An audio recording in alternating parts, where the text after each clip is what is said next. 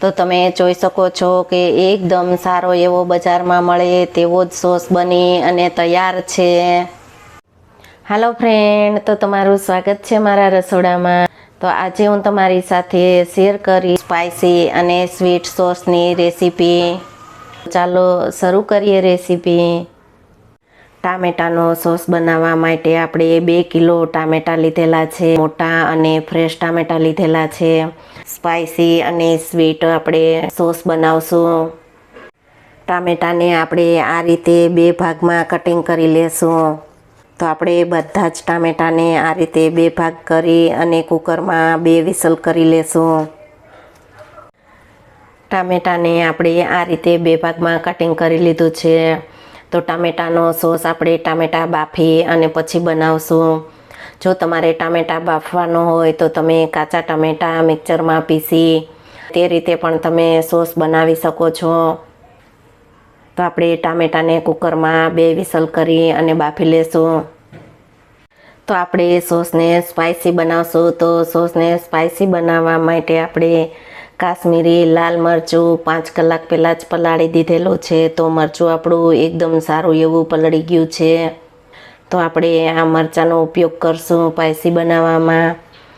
5 કળી લસણની, 7 થી 8 મરી, 5 લવિંગ અને 1 ઇંચ આદુનો ટુકડો, 1 ચમચી રેડ ચીલી ફ્લેક્સ અને 1 ઇંચ આપણે તજના ટુકડા લીધેલા છે। તો સોસને આપણે સ્પાઇસી બનાવશું અને અડધો કપ આપણે ખાંડ લીધેલી છે। 2 કિલો ટામેટા સામે આપણે અડધો કપ ખાંડનો ઉપયોગ કરશું। જો તમે વધારે ગળ્યું ખાતા હોય તો તમે ખાંડને વધારે પણ ઉપયોગ કરી શકો છો। અડધી ચમચી મીઠું, 1 લીંબુનો રસ લીધેલો છે।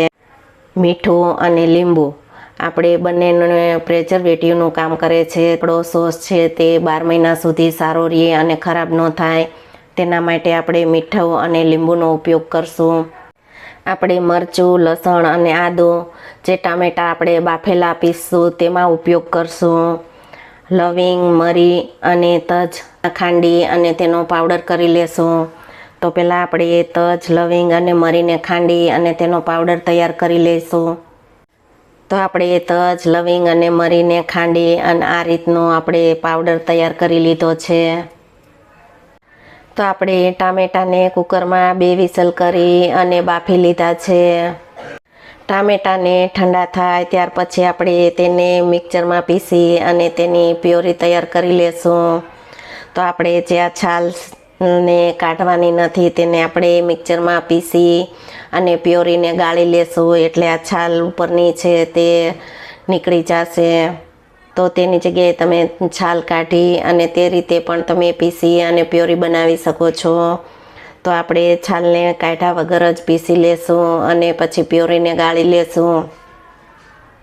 ટામેટાને આપણે થોડા થોડા પીસી અને તેની પ્યોરી તૈયાર કરી લેશું। આપણે મરચાં પલાળેલા છે તેને તેમાં આપણે ઉમેરી દેશું।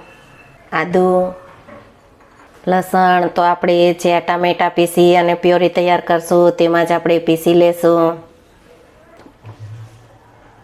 તો ટામેટાને આપણે પીસી અને પ્યોરી તૈયાર કરેલી છે તો તેને આપણે આ રીતે ચાળણીથી ગાળી લેશું।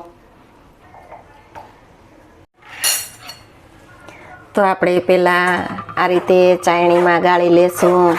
આ રીતે ચાળણીમાં ગાળશું તેથી બિયા અને જે છાલનો ભાગ છે તે નીકળી જશે।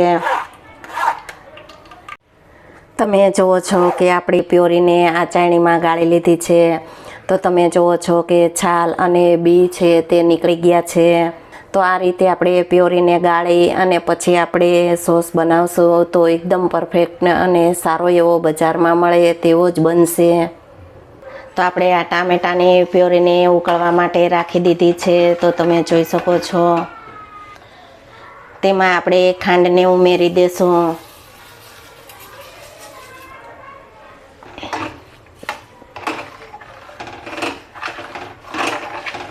મીડિયમ ગેસની ફ્લેમ ઉપર આપણે 10 મિનિટ સારી રીતે ઉકળવા દેશું। જે તેમાં પાણીનો ભાગ હોય તે બળી જાય ત્યાં સુધી આપણે આ રીતે 10 મિનિટ હલાવતા રહેશું। તો સોસમાં પાણીનો ભાગ જરાય ન રહેવો જોઈએ. પાણીનો ભાગ બળી જાય અને ખદખદવા લાગે ત્યાં સુધી આપણે આ રીતે સતત હલાવતા રહેવાનું છે. જ્યાં સુધી પાણી હોય ત્યાં સુધી આપણે તેને હલાવતું રહેવાનું. પાણી બળી જાય ત્યાર પછી જ આપણે ગેસને બંધ કરવાનો. તો તમે જુઓ છો કે સોસ આપણો એકદમ સારો ઘાટો થવા લાગ્યો છે. તો આપણે તેમાં મીઠાને ઉમેરી દેશું.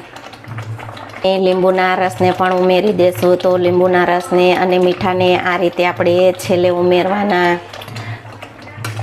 તો આપણે સારી રીતે મિક્સ કરી અને 5 થી 7 મિનિટ સારી રીતે હલાવશું. લીંબુ અને મીઠું આપણે સોસ ઘાટો થવા લાગે ત્યાર પછી જ આપણે તેમાં ઉમેરવાનું. તો તમે જુઓ છો કે સોસ આપણો એકદમ સારો એવો બની અને તૈયાર છે. તો તમે જોઈ શકો છો. તો સોસને આ રીતે ઘાટો થવા દેવાનો અને સારી રીતે ઉકળવા દેવાનો. તો આ રીતે ખદખદે અને ઉકળે તેમાં પાણી સાવ બળી જાય ત્યાં સુધી આપણે તેને આ રીતે ઉકળવા દેવાનો. તો તમે જોઈ શકો છો કે એકદમ સારી રીતે આપણો સોસ ઘાટો થઈ ગયો છે અને ખદખદવા લાગ્યો છે. તો કે આપણો સોસ એકદમ બજારમાં મળે તેવો જ સ્પાઇસી અને સ્વીટ સોસ બની અને તૈયાર છે. તો આપણે આ રેડ ચીલી ફ્લેક્સ છે તેને આપણે ઉમેરી દેશું. તો આપણે તેને ઉપરથી ઉમેરવાના. આ રીતે રેડ ચીલી ફ્લેક્સ ઉપરથી ઉમેરી અને આપણે ગેસને બંધ કરી દેશું. તો તમે જોઈ શકો છો કે એકદમ પરફેક્ટ એવો આપણો બજારમાં મળે અને પેકિંગનો આવે તેવો જ સોસ બની અને તૈયાર છે. તો આપણે ગેસને બંધ કરી દેશું અને ઠંડો થવા દેશું તેને. સોસ ઠંડો થઈ ગયો છે તો તમે જોઈ શકો છો. તો છે ને એકદમ સરસ બજારમાં મળે અને પેકિંગ ન હોય તેવો જ. તો ઠંડો થઈ ગયો છે તો તેમાં આપણે મરી, લવિંગ અને તજનો પાવડર છે તેને ઉમેરી દેશું. તો આ પાવડર છે તે આપણે ફ્લેવર માટે ઉમેરેલો છે. તો તેની જગ્યાએ તમે એસેન્સનો પણ ઉપયોગ કરી શકો છો. તો આપણે કોઈ પણ કાચની બોટલમાં ભરી અને આપણે સ્ટોર કરી દેશું. તો આ સોસને તમે આવી રીતે બનાવી અને 3 થી 4 મહિના સુધી સ્ટોર કરી શકો છો. એકદમ સ્પાઇસી અને સ્વીટ સોસ બની અને તૈયાર છે. આપણે સર્વ કરી લેશું. તો તમે જોઈ શકો છો કે એકદમ સારો એવો બજારમાં મળે તેવો જ સોસ બની અને તૈયાર છે. આજે હું તમારી સાથે શેર કરી સ્પાઇસી અને સ્વીટ સોસની રેસીપી. આ કાચની બોટલમાં ભરી અને સ્ટોર કરશું.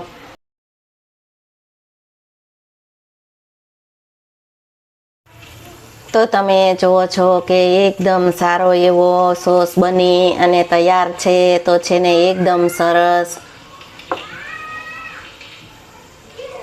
જો તમને આ રેસીપી ગમે તો વિડીયોને લાઈક, શેર, સબસ્ક્રાઈબ કરો અને બાજુમાં રહેલ બેલ આઇકન દબાવજો. તેથી સૌથી પહેલું નોટિફિકેશન તમને મળે.